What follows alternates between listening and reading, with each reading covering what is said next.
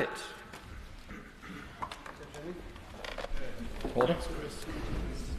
Off-road vehicles registration bill, second reading. Anne McLaughlin.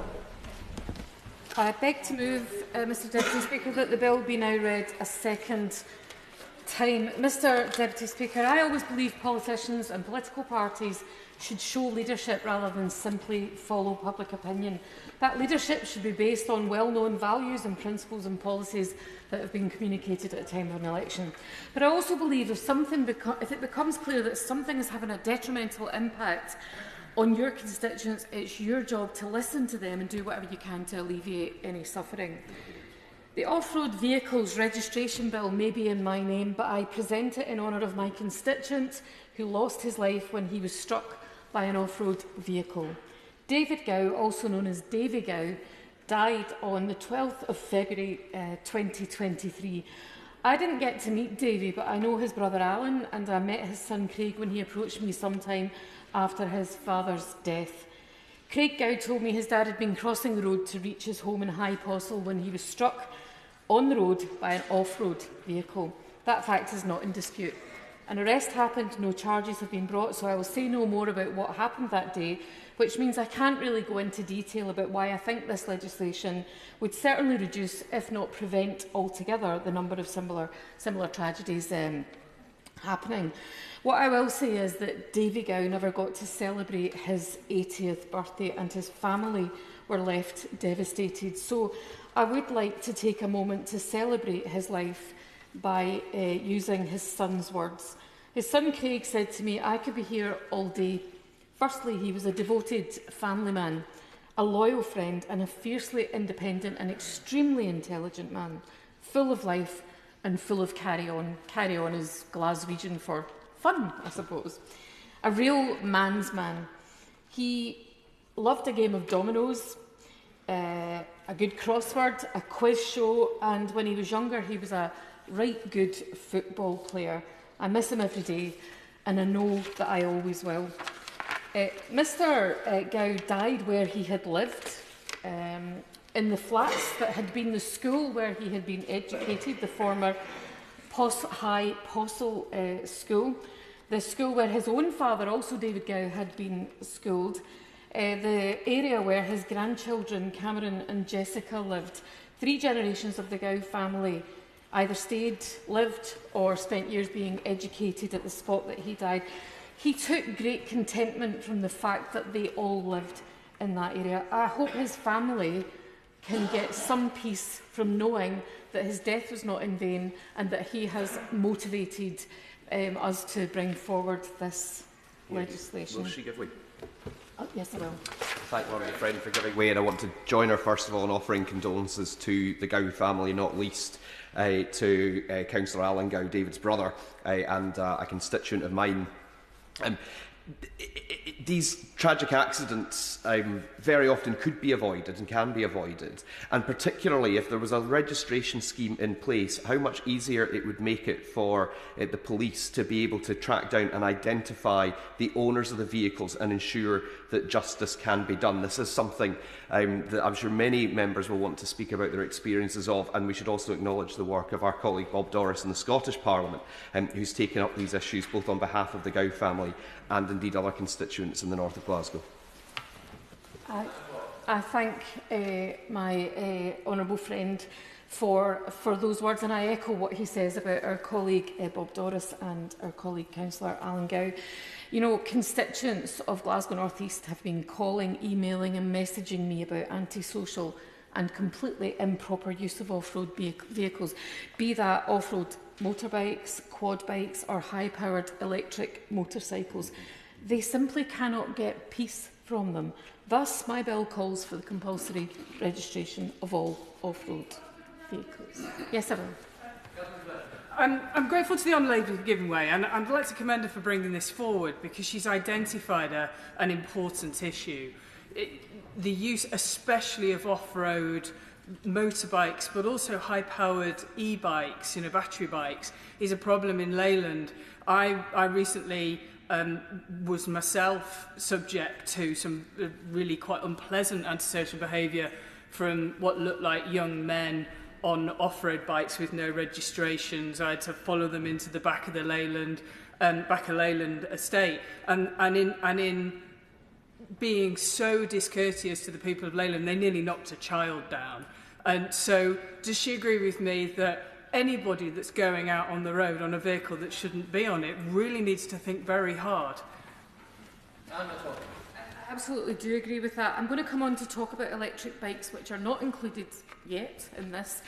But I absolutely do agree, because my mother's 84, and my mum tells me that anybody on a bicycle should have to have a registration plate, and that is so that she can report them to the police when they whiz past her on the pavement and she gets really disorientated by them. So, but I have said to her, I'm not including that, Mum. What I would say is, and I would join the Honourable Lady in urging all users of all vehicles and all pedal bikes to be a little more, to be courteous and to be aware of pedestrians.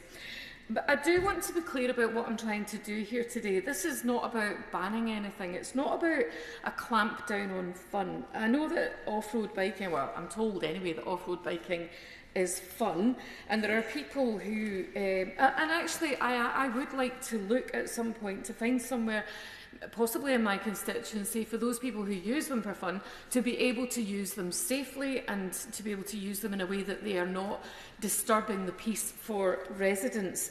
And I know that there are people who use them legitimately in their line of work, farmers, construction workers. So this bill is not about them.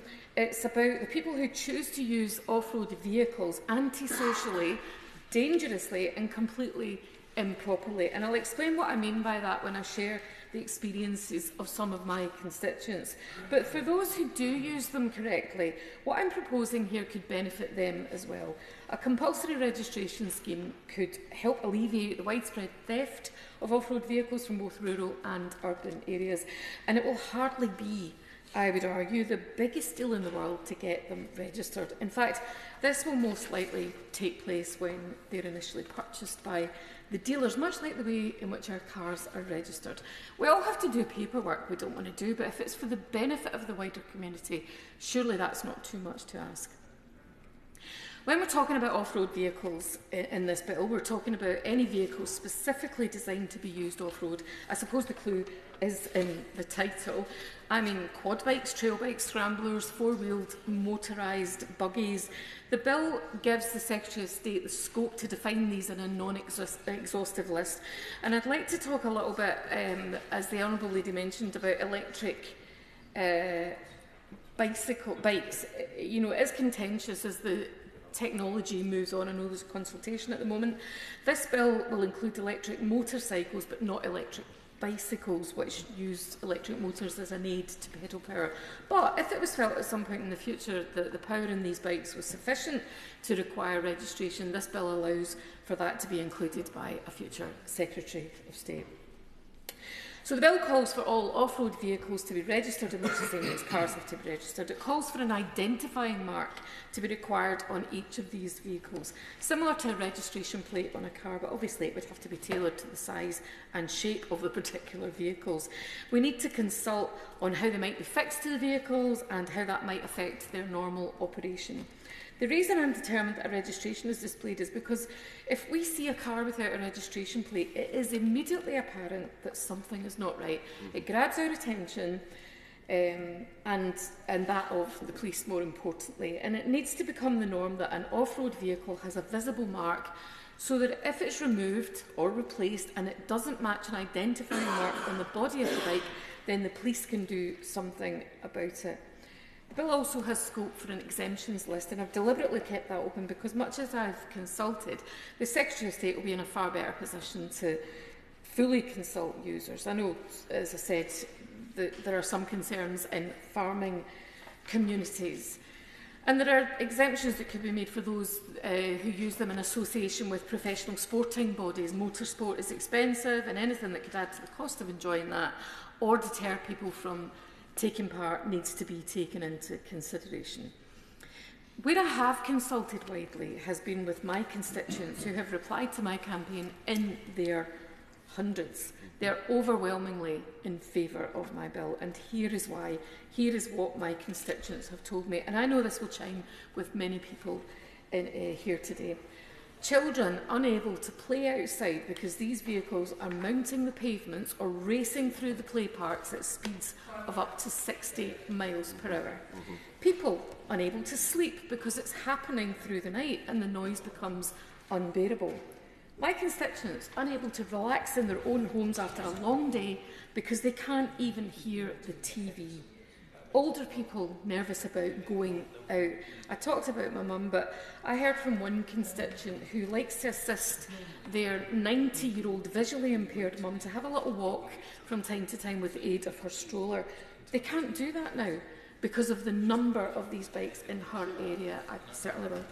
I want to congratulate her on bringing what is a very important piece of information and debate to the House today. And clearly time is limited, so I wanted to try and intervene on her and very much welcome the debate that she is bringing.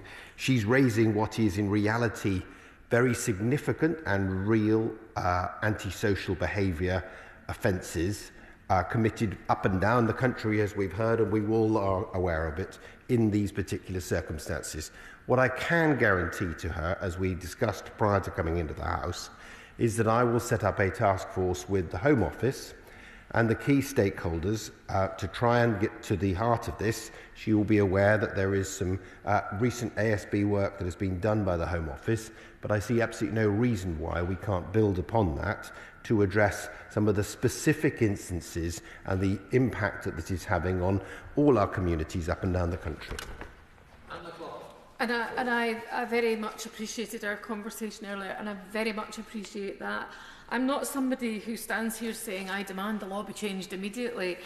Any progress that we can make towards this, and a task force is an excellent idea, because I don't have all the answers, of course I don't, but when we bring together the experts and the people who we need to get on side to make this work, then that's when progress will be made. Yes, happy to take it. Honourable Lady, for giving way to me, and I particularly want to put on the record how much I support what she is seeking to do. There are many of us in this House who are affected by the blight of this issue, and I welcome the fact that she's brought this legislation. I appreciate time is short, and I want to put on the record as well my sincere thanks to the engagement I've had with the Minister already on this issue and his discussion about potentially bringing forward a group to look at this in serious detail in order that we can address this scourge on our streets. So I just wanted to get those on the record, and she's making an excellent speech, and I thank her sincerely for bringing it forward. And I thank the Honourable Gentleman, because I know that before all of this came to my attention in the way that it has, I know that he has spoken about it and he's been campaigning on it, and I thank him for that on behalf of my constituents. I wanted to mention Little Hill Golf Course in my constituency. So Little Hill Golf Course is a fantastic facility, not least because it is accessible and affordable to low-income families, but on a very regular basis now it becomes completely unusable when quad bikers get in and wreck the greens, and it's for them also that I am doing this. They deserve to be able to have their leisure time. They keep the greens so beautifully, they've put so much effort into it, and then somebody comes in and wrecks it and nobody can identify who it was. And how lucky are constituents of mine in Barmulloch to have families of deer and other wildlife in Rob Royston Park, in the heart of their urban community, in the middle of all these tenements. Well, not so lucky now that off-road vehicles speeding through unfettered at all times of night and day seem to have scared them away. How tragic would it be if they didn't come back? And my constituents do call the police, but it's hard to catch them. However, if they can give the police a registration number, the police can catch up with them later if they don't get them at the time. And if they don't have a registration number, then they are in constant danger of being stopped by the police anyway and having their vehicle possibly confiscated, even if they're not using them improperly, just for the fact that they don't have an identifying registration on them. Either way, this would give the police and my constituents a far greater chance of identifying the culprits. Yeah? I'm very grateful to her giving way further, and she makes a really important point about the ability of registering these vehicles, displaying a registration plate as a means of identifying. However, it is my belief that a compulsory registration scheme would actually provide a deterrent to many of those off-road bikers seeking to abuse their vehicle. They wouldn't be prepared to pay the money to register the vehicle in the first place.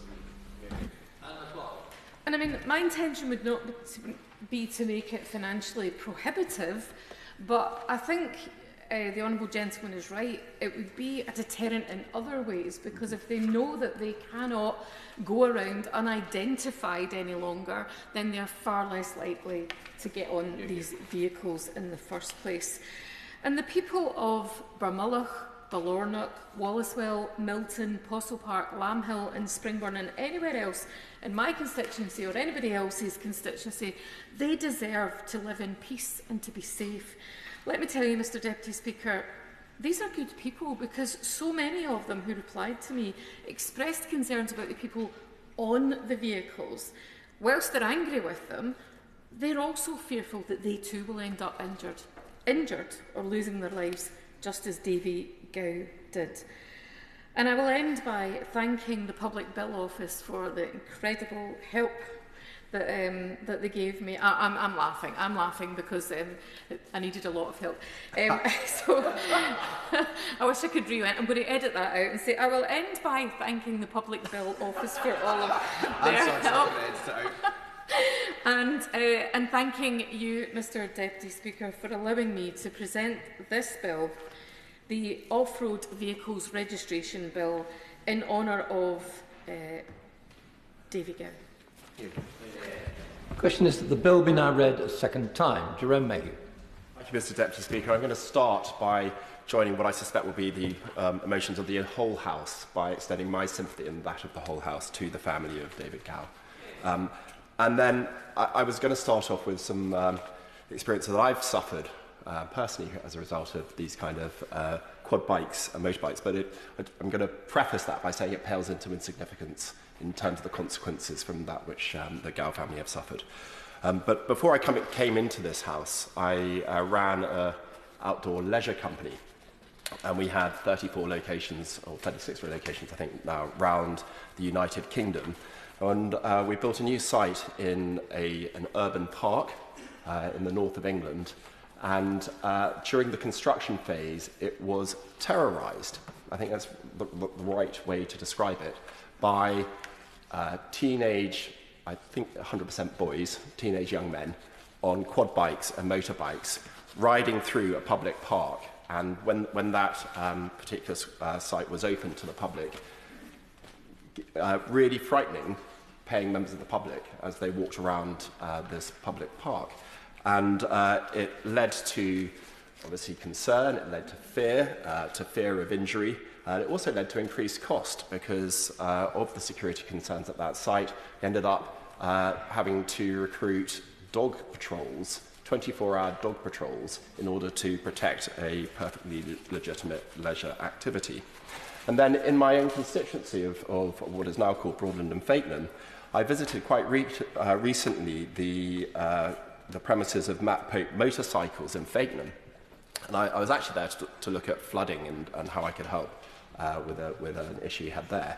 But he is one of the sellers of off-road motorcycles. And during the conversation that we had, the risk of break-in and theft of these off-road motorcycles, because in part because they are not registered, they don't tend to have VIN numbers as other vehicles do, that they're much more susceptible to theft in their own right, even from very legitimate sellers like Matt Pope Motorcycles. So there absolutely is a problem here. It's a really significant problem. I'm very sympathetic to any legislation or any progress towards legislation that we can collectively make to make it easier to discourage this kind of deeply antisocial behaviour. But when you're looking at proposed legislation, as we all must do in this House, I mean, there is a very obvious two-stage test that we should be applying. The first one is the problem that we're seeking to solve because of a lack of powers for the enforcement authorities, or because of a lack of enforcement of existing powers by the enforcing bodies? And if it is the former and not the latter, then we move on to the next test, which is, will the proposed legislation solve the problem and in so doing not cause more harm elsewhere than good in this particular instance? So it's that perhaps three-stage test that I think we should all apply in common sense terms to every proposed piece of legislation. So just going to the first question, which is, what's the problem here? Is it lack of powers for the police, or is it lack of enforcement of existing powers? We do need to look at the Road Traffic Act of 1988, and there are two sections here which are relevant, that I found anyway. There may be more. The first one is Section 3 of the RTA 88, which deals with an offence where you're driving and this includes on motorcycles and quad bikes, causes alarm, distress or annoyance to other pedestrians and road users. And it's quite clear that if you drive in such a way or ride in such a way as to cause alarm, distress and annoyance, then you are guilty of an offence right now. So that's very straightforward. And then Section 34 of the Act deals specifically with off-road driving. And it's I one of the great pleasures of these Friday sittings is the research that you do in order to make speeches does give you quite a lot of insight into existing legislation. I now know, Mr. Deputy Speaker, that you do not commit an offence if you drive off the road, but only if you do so within 15 yards of the carriageway and for the purpose of parking. But, and it's, as an aside, it's quite interesting, isn't it, that just in 1988, the unit of measurement that was used in legislation was yards and not metres, and yet we decimalised in 1971, I believe. So anyway, that's a slight tangent, but it was something that sprung to my mind. So we do have the offences for the police to enforce. And if you look at what those powers are that the police, once that offence has been committed, what they can do, you go to Section 59.3 of the Police Reform Act 2002. Well, I do have it with me, but just to highlight the relevant areas, it's Sections 59.3a is the power to stop those miscreants. Under little b, it's the power to seize the vehicles. So the police already have the powers to stop and to seize. And under 59.3d, they have the power to use reasonable force to do so, and C is to the power to enter into domestic premises in order to enforce those powers.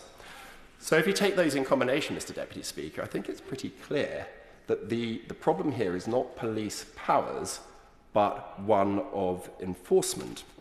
And so would this bill help to increase the level of enforcement?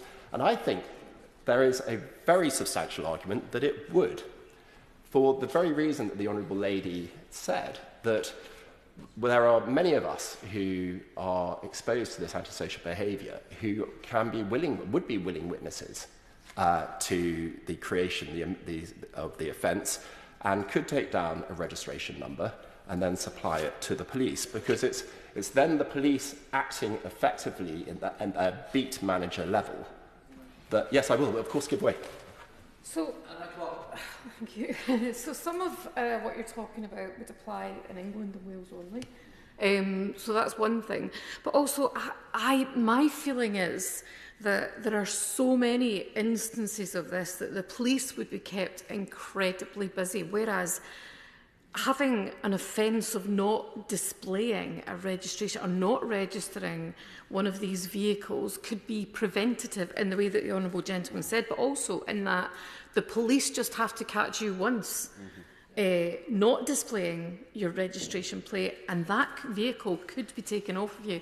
So that would save them the multiple times that they're going to have to chase after these people using them antisocially, if you understand what I mean. I do. I'm very grateful for that, and I substantially agree with the Honourable Lady. And it's worth noting in passing that under the Police Reform Act 2002, I don't have the section in my head, but the import of it is that the police are required to give a warning on the first offence, and it's only when they are satisfied that either a warning has been given in similar circumstances within the last 12 months, or that a warning has been received and ignored, that they then move towards the powers that I've already set out. So there is.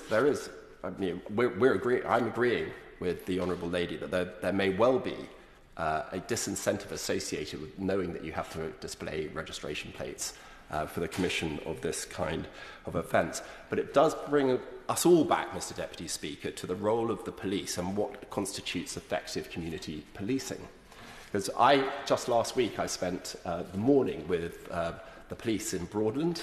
I went out on a beat by car to look at some of the crime hotspots of Broadland. I'm very pleased to say there really aren't any. Through the last decade, and particularly during the tenure of the excellent Police and Crime Commissioner Giles Orpen-Smelly, crime has fallen very significantly in Broadland. And just in the last year, I was looking up the data, we could see that crime overall fell by 9.6% in Broadland, in Norfolk rather, and residential burglary down by 7.1%, robbery down by 9.2%, violence against the person down 12.7%, stalking and harassment down 27.5%.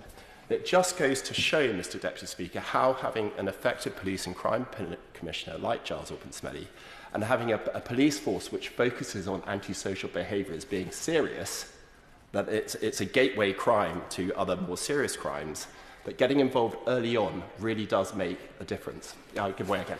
Just another brief point that I'd like to make is that also, I have to say, and I should have said this in my speech, I understand that a lot of antisocial behaviour comes from having nothing to look forward to, few job prospects, and I'm not going to stand here and say, this is all your fault. I'm not going to do that. What I'm going to say is that we have to get it right for primarily young people who are doing this. We have to get it right for them. There's loads of examples in my constituency of where they have got it right. St Paul's Youth Forum has reduced youth offending from 160 a year to 0 a year in 10 years. But there's many more examples of that. But we also have a responsibility to do something to ensure that these young people have the fulfilment, the excitement and the satisfaction in life that stops them having to use these off-road vehicles to get that excitement and satisfaction. I'm grateful for that further intervention. Of course, the Honourable Lady is right that parenting is a very difficult task. I speak as the not particularly brilliant parent of 3 children. They're getting older now. It's 20, 18 and 14. I'm very pleased I got that right, first time of asking. But the challenge for every parent, no matter where they live in the country, is to engage your children, but also teach them how to make their own entertainment. Yes, I will. Touching upon both the points made by the Honourable Lady and the Honourable Gentleman, I think the way ahead surely is the example cited in the debate by my honourable friend from Darlington on the 24th of February of the Honourable Gentleman from North Antrim, who set out in very eloquent terms how in North Antrim they had a pilot project to take kids who had the same problems identified by the Honourable Lady, who had the passion for off-road vehicles as identified by all of us in various different examples, but then there was education and sites and locations where those individuals could do that pastime in a safe way, and there was education as to the appropriate usage. And that surely is the way ahead to tackle what is antisocial behaviour in tricky circumstances. Well, I'm grateful that the Minister is absolutely right, of course. But I do want to move on from this, but with one other point, which is that, yes, it can be very boring growing up and where activities are not laid on for you. But the vast majority of teenage young people do not commit offences. They do not choose to create antisocial behaviour. So whilst we can understand why these things may happen, it's not an excuse for this kind of behaviour. So I'm going to draw my remarks to a close, saying I'm very supportive of this. I hear what the Minister says, that perhaps a task force is the right way to develop these ideas further. And this bill may not be quite in the form that is most appropriate for legislation. But I am very supportive of the views behind it. And I just make one point, or a technical point, which were this bill to proceed further, there may be a drafting error in relation to clause 1.3, since it refers to sections 21A 3E of the Vehicle and Excise Registration Act 1994, and I think it may need to refer to section 21A 3A, but I could be wrong on that. Mr. Grady. Thank you, Mr Deputy Speaker. I want to echo the congratulations to my honourable friend on bringing this forward and recognise her work on this issue over many years, and also, as we said, that of our colleague Bob Doris in the Scottish Parliament. And of course the reason for that work is often because of the experience of our constituents. And again, I extend condolences to the family and friends of David Gowan, particularly his brother Alan. And such experiences and such tragic accidents are, of course, the worst manifestation of what can happen, but not the only outcome of improper use of off-road vehicles. There are many near misses or non-fatal but life-changing injuries and accidents, sometimes injuries or fatalities involving animals. And, of course, today's business began with questions about the treatment and welfare of pets. And, of course, noise and air pollution. And these are concerns that all of us, I think, will have heard about from constituents. Very briefly, because I'm conscious of the time. I'll be very quick this time, I'm sorry. My honourable friends just reminded me that I had loads of constituents, and I don't know how I've missed this out, who said that they can no longer let their dogs off the lead anymore to run free while they're out for a walk. And that is because of these off-road vehicles, and that is outrageous. So I wanted to mention that because they told me, and there are dozens about this. Yes, and of course I'm sure those constituents would only be letting their dogs off the leash in areas where dogs off the leash is permitted, because that is an area that is regulated by council bylaws and is also a source of concern sometimes. There is also concern, of course, about exactly what the use or purpose of the vehicles is. Sometimes it is joyriding, the thrill of the noise, the thrill of the speed. But sometimes these vehicles are being used for quick getaways from the scenes of perhaps even more serious crimes, or indeed for the transport of illicit substances. And off-road, which means police who are on on-road vehicles are not able to pursue them. And we have heard this, and many of us will have had personal experiences along the canal in Glasgow. Regrettably, we see off-road vehicles being used sometimes to the great concern of many foot and cycle users, and indeed Bella the Bethier, the new sculpture, the mythical animal that has taken up residence at the Stockenfield Bridge and doesn't want to be disturbed by the noise of off-road vehicles when she's trying to sleep. So I think her bill proposes some pretty straightforward and useful reforms which would promote much more responsible use and provide the police with some additional powers which would allow them to crack down on irresponsible use. The burden doesn't have to be on, it shouldn't be high, and it won't be high, she says, on people who already use these vehicles responsibly and for legitimate purposes. And certainly they should have nothing to fear from the registration system. And as she says, perhaps there can be legitimate exemptions in certain circumstances. But I think, as the member for Darlington said, it would also provide a deterrent effect to those who do not necessarily understand in the first place the responsibility that comes with owning and operating such a vehicle, especially if they're younger. But importantly, it would also considerably strengthen, I think, the police's hand. It would make it easier to seize unregistered vehicles as a first offence, as the exchange of interventions has just elaborated on, and it would be easier to track vehicles which are being used improperly. And I know that the lack of powers, speaking to police in the north of Glasgow, the lack of powers in this area is a source of frustration for them. And the use in Scotland... yes, I'm happy to give way to the Minister, sorry. He's making a very passionate speech, and I echo, and I never put on record my condolences to the Gow family. I think 2 points would be fair to address some of the issues he's making, which is, first of all, there are thousands of law-abiding users represented by the things like the Auto Cycle Union or the Green Lane Association, who would be very keen to have the differentiation between the clear criminals that are committing ASB and other things and the thousands and thousands who are doing this normally. The one bit I would say, which is something I want to take away with the task force, is there are already 38,000 of these vehicles up and down the country that are in the voluntary register. Now, that is not very well known, and we have a voluntary register which would, with respect, if we could expand that dramatically by coercion, nudging and others, that would make a massive difference straight away.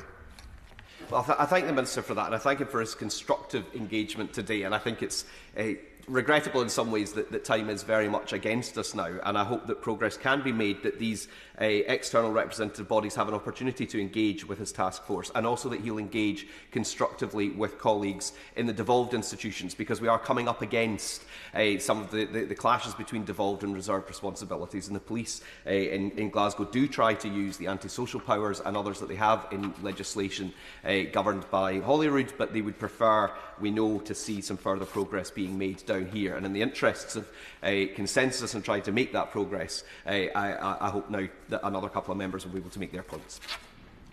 Peter Gibson. Deputy Speaker, and can I extend my condolences to the family of Davy Gow as well. I want to congratulate the Honourable Lady from Glasgow North East for securing this bill. This is an issue of real deep concern in Darlington, and I've prepared this fantastic speech that's so long that I'm just not going to have time to get through all of it. But if I can put some of these points on the record, I really warmly welcome the engagement I've had with the Minister on this topic in the last few days. It is so refreshing to have had that engagement, and his willingness to bring forward a task force which potentially might have some pilots around the country. May I suggest 2 locations for his task force to look at? One would be in Glasgow, the second could be in Darlington. I will.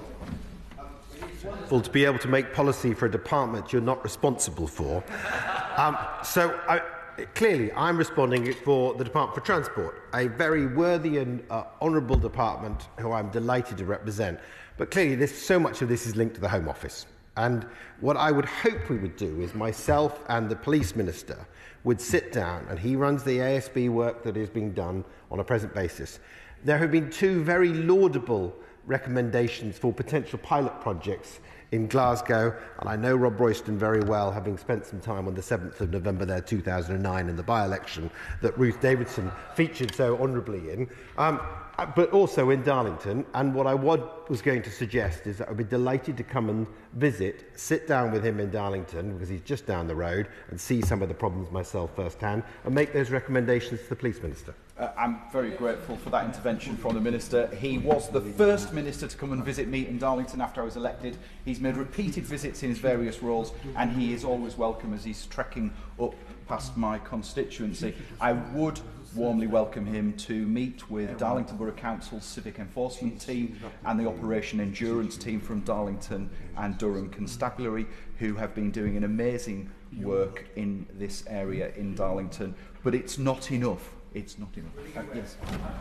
Well, I'm conscious of time. I'm not sure that the Minister is going to get time to wind up, so I will waive my place in the debate and let my honourable friend finish. But can I intervene on him to ask whether he agrees with me that it would be great to get the Minister to commit that this task force that he is setting up, which is incredibly welcome, will also look on the behalf of rural communities like mine at the blight of off-road vehicles on the green lanes that he mentioned. It's a very good thing that many byways and bridle paths have now been protected from off-road vehicles, but there are 7,000 miles of track in the UK, many of them in Wiltshire, which are devastated by 4x4s and quad bikes and off-road vehicles, which are causing huge damage.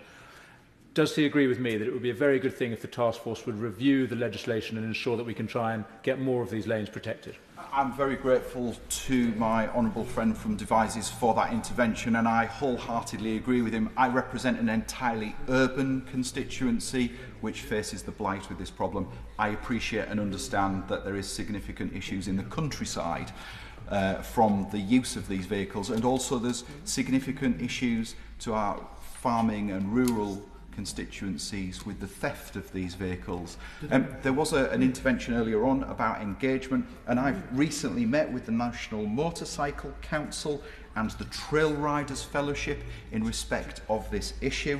But I want to absolutely put on the record here today, and I want to be absolutely clear, off-road bikes are meant to be used in a lawful manner for off-road biking, trail riding and competition.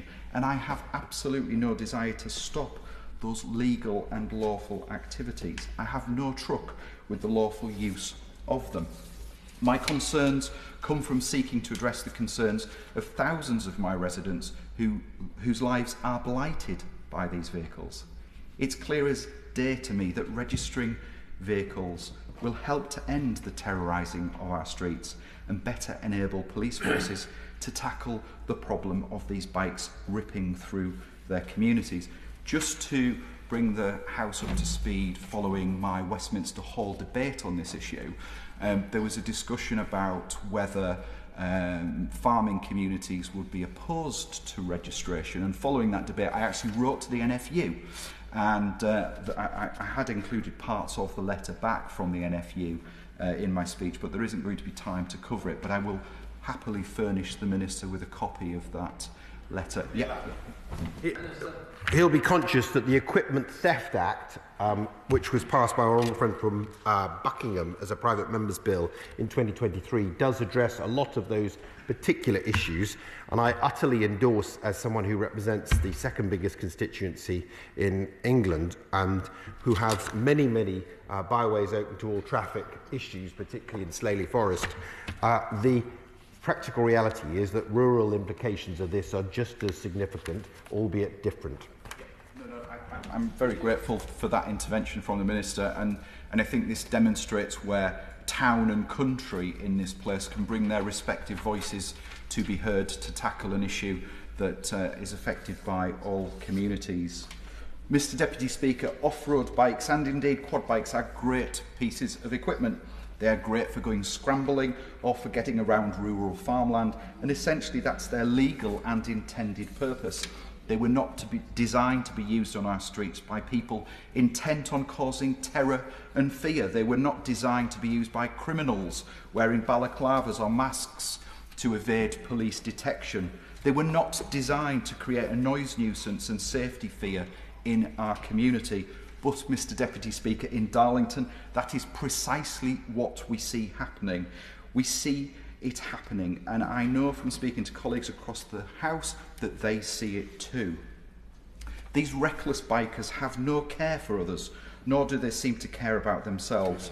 And when they opt not to wear a helmet, but instead balaclavas, for no other reason than to protect their identity, sailing through red lights, riding on pavements, displaying no lights, riding on pavements, it's a miracle that we in Darlington have not seen the tragedy that my honourable friend in Glasgow has seen.